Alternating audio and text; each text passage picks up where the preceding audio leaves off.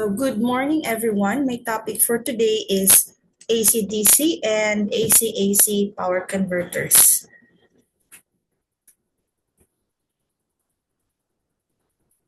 So first we have power converters change one type of electrical power into another to meet the needs of various electrical and electronic systems. So rectifiers turn AC into DC, AC controllers and cycle converters change AC into AC. So they adjust voltage, frequency, and power using fast switches such as thyristors and diodes. So these are the types of power converters. We have the rectifiers, the AC controllers, and the cycloconverters. So first we have the rectifiers. So these are from AC to DC converters. So a rectifier is a power electronic converter that transforms alternating current into direct current. So since most of electrical power is generated and transmitted as AC, while many electronic systems and industrial processes requires DC. So rectifier serves as a critical interface between the power source and the load. So typical application includes DC power supplies, battery chargers, renewable energy systems, electric vehicle charging, electrochemical processes, and DC motor drives. So the output of a rectifier is generally a pulsating DC voltage, which is often smoothened using filters like capacitors or inductors to obtain a stable DC supply. So we have classifications of rectifiers. So rectifiers are classified according to the type of semiconductor device used. So first, we have the uncontrolled rectifiers. So these are power diodes which conduct automatically when forward bias and block current when reversed bias. So because diode conduction depends solely on the polarity of the AC input. So the output voltage cannot be externally regulated. So these are the typical characteristics. So uses diodes as switching device. Then you have no gate or control circuit required. Then it also has a fixed DC output voltage. And then it is simple, reliable, and cost-effective. And the last one, it has a high conversion efficiencies. So this is the typical rectifier circuit. This is a bridge rectifier. So this is from our AC na waveform to our DC output. So these are the typical applications for an uncontrolled rectifier. So you have linear power supplies, battery chargers, consumer electronic devices, and instrumentation power supplies. So this is for if we have a example in a laboratory. So a laboratory DC power supply uses a bridge rectifier to convert a 220 volt 60 Hz AC source into pulsating DC before filtering and voltage regulation, demonstrating the fundamental AC to DC conversion. So this is what we usually would like our students to do. We usually give them a project, usually a power supply, and then after that we put it in the laboratory so that they would know the waveforms of the input and so as with the output. So this is typically what we do. So the next classification of rectifiers is number 2 is the controlled rectifiers. So in a controlled rectifiers, diodes with silicon controlled rectifiers or SCRs or other thyristors. So unlike diodes, SCRs require a gate trigger pulse to initiate conduction, enabling precise control of the average DC output voltage. So the output voltage is regulated by adjusting the firing angle or your alpha, defined as a delay between the AC zero crossing and the SCR triggering instant. Increasing the firing angle decreases the conduction interval and consequently reduces the average DC output voltage. So these are the characteristics, uses of a controlled rectifier. It uses SCRs or thyristors. It requires a great triggering circuit, adjustable DC output voltage. This is suitable for high power applications, and it enables closed loop control system. So this is usually the typical controlled rectifier circuit.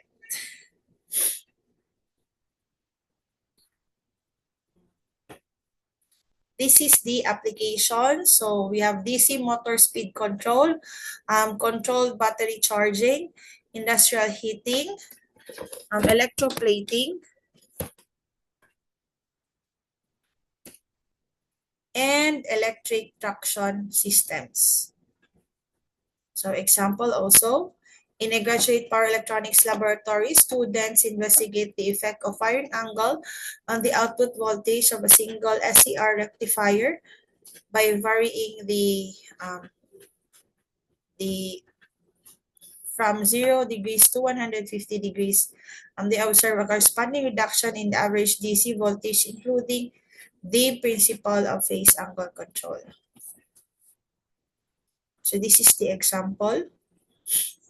And then we have the comparison between a uncontrolled and a controlled rectifier. So in this feature, you have switching device.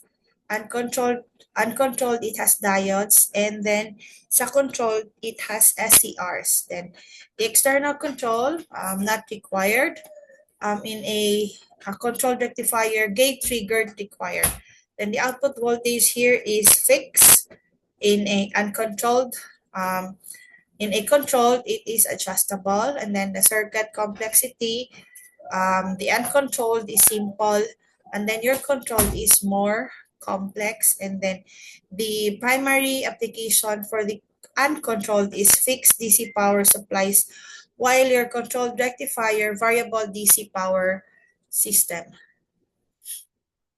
So rectifiers are indispensable components of power electronic systems, providing efficient conversion from AC to DC. Uncontrolled rectifiers offer simplicity and reliability for fixed output applications, whereas controlled rectifiers provide adjustable voltage output through phase angle control, making them essential for industrial processes requiring precise power regulation. So, understanding both types establishes the foundation for advanced study in AC-DC converters, motor drives, and modern power system. So AC to AC, the second one is our AC to AC converters. We have AC to AC converters are power electronic circuits that converts alternating current into another form of alternating current without first converting it to DC current. So these converters are designed to control the voltage, frequency, or both, depending on the requirement of the electrical load. So they are widely used in industrial motor drives, heating systems, lighting control, and railway traction because they provide efficient and precise regulation of AC power.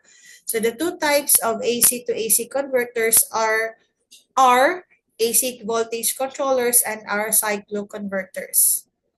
So here we have first the AC voltage controllers, or this is also known as our AC regulators. So vary the RMS or our root mean square value of the AC output voltage while maintaining the same output frequency as the input supply. So they achieve this by controlling the firing angle of semiconductor switches such as thyristors, this is our SCRs, or triacs. So by delaying the point at which the thyristor is triggered during each AC cycle, only a portion of the input wave is delivered to the load. So this process is called phase angle control. So this is effectively adjusts the amount of power supplied to the load without changing the supply frequency. So since the frequency remains constant, AC voltage controllers are ideal for applications where only voltage regulation is required. So they are commonly used in light dimmers, electric heater temperature control, fan speed controllers, and soft starters for induction motors. And these controllers are simple, economical, and highly efficient because power losses in the switching devices are relatively low. So however, the chopped output waveform introduces harmonic distortion, which may reduce power quality and require filtering in sensitive applications. So this is the AC voltage control regulator. So the purpose provides variable AC output voltage at the same frequency as the input. So we have the thyristor or our triacs. So this is how it functions. Then we have the second, that is the cycloconverters. So these cycloconverters are AC to AC converters that directly convert an AC input at one frequency into an AC output at another frequency. So without using an intermediate DC stage. So unlike AC voltage controllers, cycloconverters can vary both the output voltage and the output frequency. So they consist of groups of controlled rectifiers that are switched in a coordinated sequence to synthesize a low frequency output waveform directly from the high frequency AC input. So the output frequency of a cycloconverter is generally lower than the input frequency, so making it suitable for applications requiring low speed, high torque operation because they can supply large amount of power at variable frequencies. So cycloconverters are widely used in rolling mills, cement kilns, mine winders, shape propulsion systems, and electric railway traction systems. So their ability to provide smooth speed control without mechanical reduction makes them highly valuable in heavy industrial applications. So although cycloconverters are highly efficient and capable of handling very high power levels, they have more complex control circuits and produce harmonic distortion in the output waveform. As a result, they are generally served for large industrial applications where their advantages outweigh their complexity and cost. So this is how a cycloconverters work. So we also have the comparison between the AC voltage controller and a cycloconverter. So the same input, the same output. For the frequency, it is just the same as the input. But in a cycloconverter, we already know na lower or variable. So the output is adjustable RMS voltage, while cycloconverters is adjustable voltage. Switching device, this one, SCRs or triacs. In a cycloconverters, we only have SCRs. So sa main function, this is where it really differs. So in an AC voltage controller, it controls or voltage control, while sa cycloconverters, it is a frequency and voltage controller. So common applications, then complexity, an AC voltage controller is more simple, while the cycloconverter is more complex. So we have AC to AC converters as a whole provide an efficient means of controlling AC power for a wide range of industrial and commercial applications. So AC voltage controllers regulates the RMS output voltage while maintaining the original supply frequency, making them suitable for lighting, heating, and motor starting applications. So while cyclo converters directly convert AC power to a lower frequency AC output, enabling precise speed control of large motor used in heavy industries and electric railway system. So their ability to control voltage and frequency without intermediate DC converter makes AC to AC converters an essential component of modern power electronics and industrial automations. So then we have, this is our how power factor, how power electronic converters affects the power factor and the harmonics in the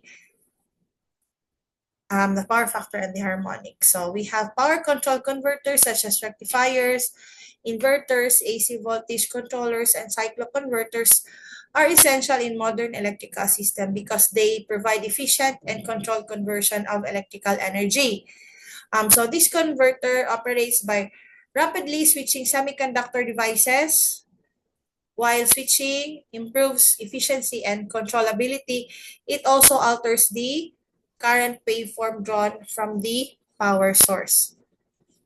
So ideally, an AC power system supplies a pure sinusoidal voltage and current that are perfectly in phase. So however, if we have the switching action of power electronic converters, causes the input current to become distorted or discontinuous. So consequently, the system experiences a reduced power factor and the generation of harmonic current. So which decrease system efficiency, increase equipment losses, and affect power quality.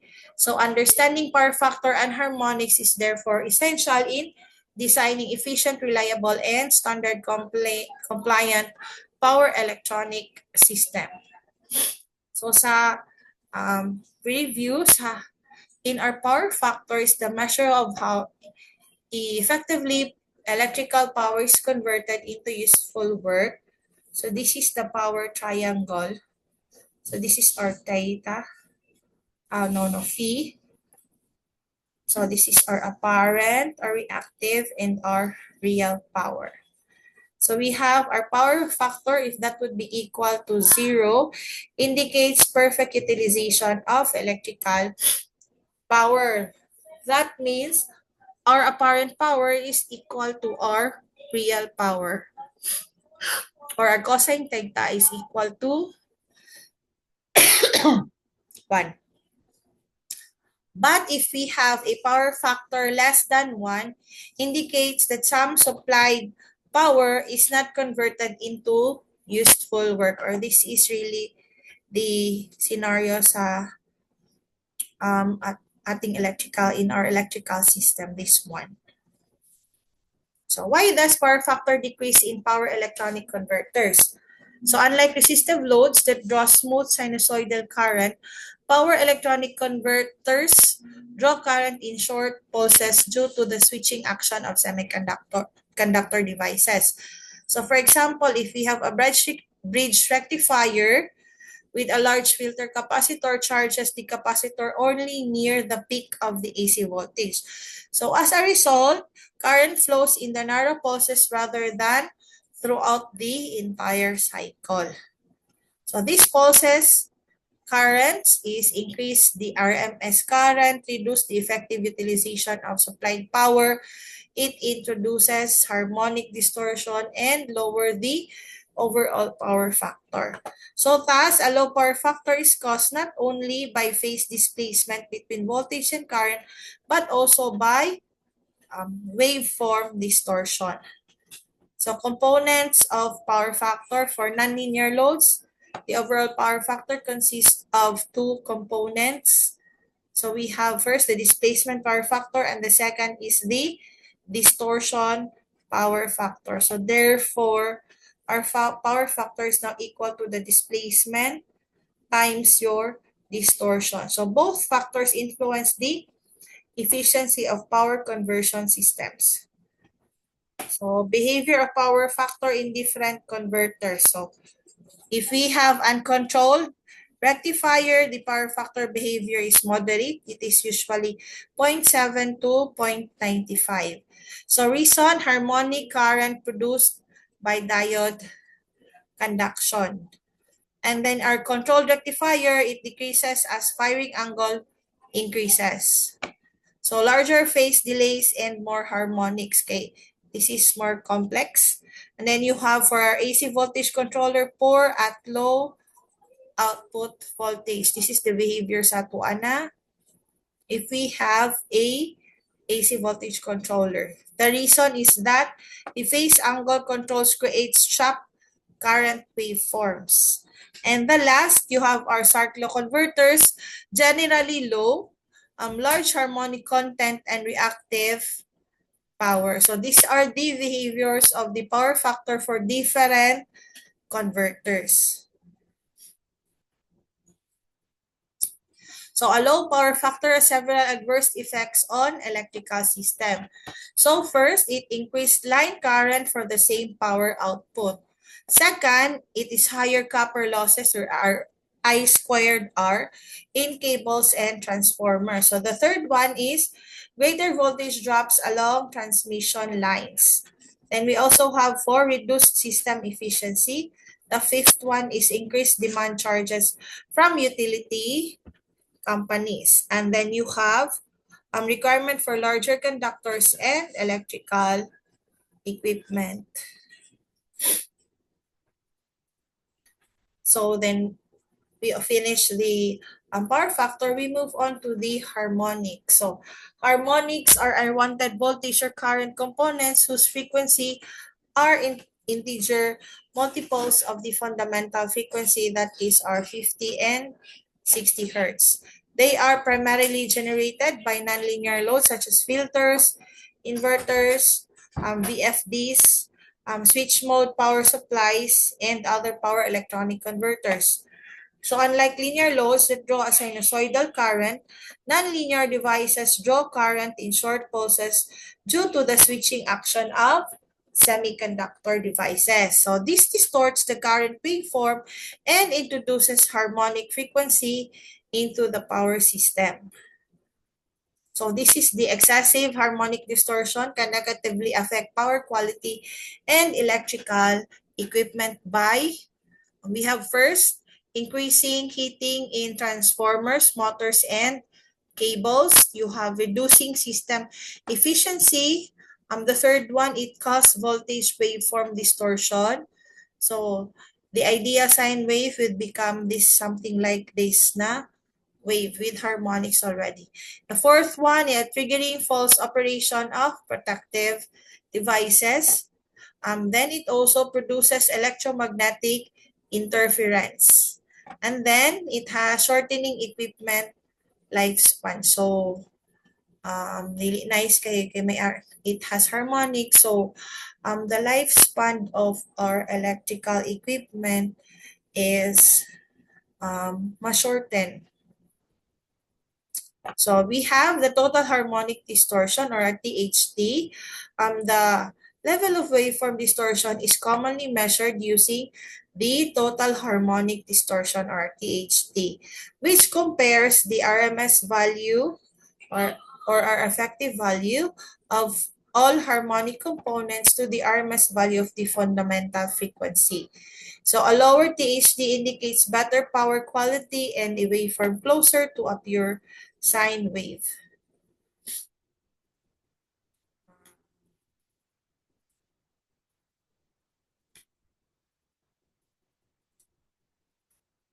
So this one, we have passive filters, we have active power filters, we have power factor correction, and then we have multi-pulse rectifiers. So these are the benefits of harmonic mitigation. So if we can mitigate it using the four, we have improved power quality, reduced equipment losses, higher system efficiency, longer equipment life, and compliance with standards. And thank you. That's all for my report. Good morning, everyone.